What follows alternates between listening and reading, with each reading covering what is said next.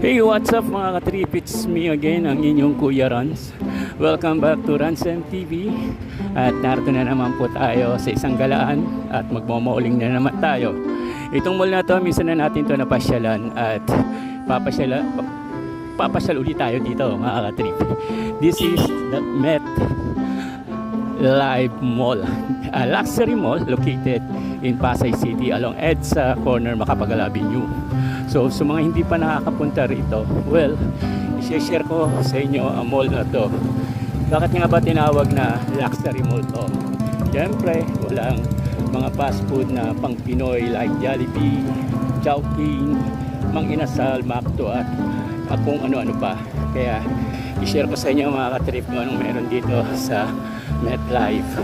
So bago po yan, kung bago ka pa lang sa channel ko, so please subscribe na at i-click mo yung bell na yan para i-update ka ng YouTube sa mga latest video vlog na pinopost ko.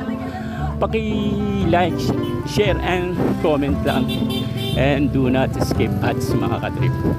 So let's get it on mga ka-trip. Pasyalan natin itong MetLife, a luxury mall. Pero bago po yan mga ka-trip, intro muna.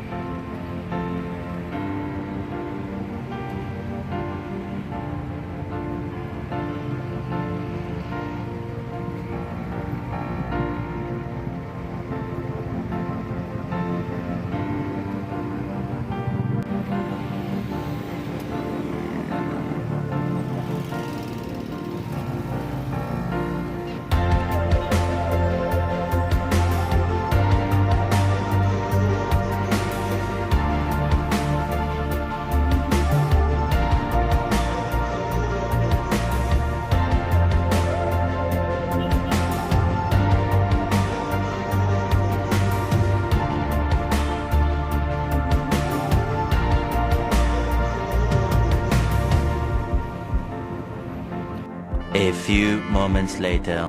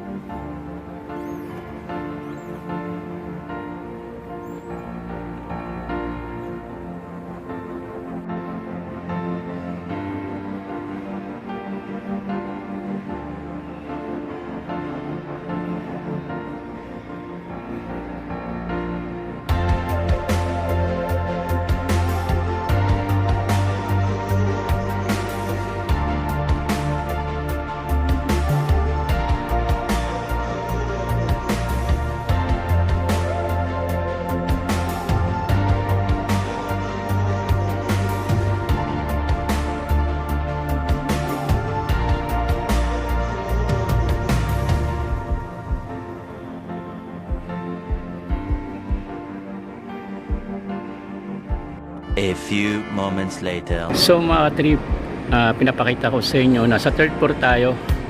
Medyo maraming bakante, maraming saradong mga establishmento na hindi pa nagbubukas. Puro nakalagay dito, coming soon. So sa banda rito, tanaw natin ang EDSA. EDSA o yan, sa harap ng Double Dragon. Going to Mall of Asia at going to TAP.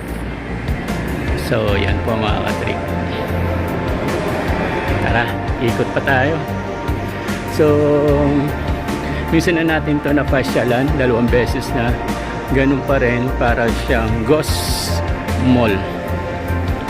Opinion ko lang to, disclaimer lang. Dapat ginawa na lang itong hotel, no? O kaya BPO buildings.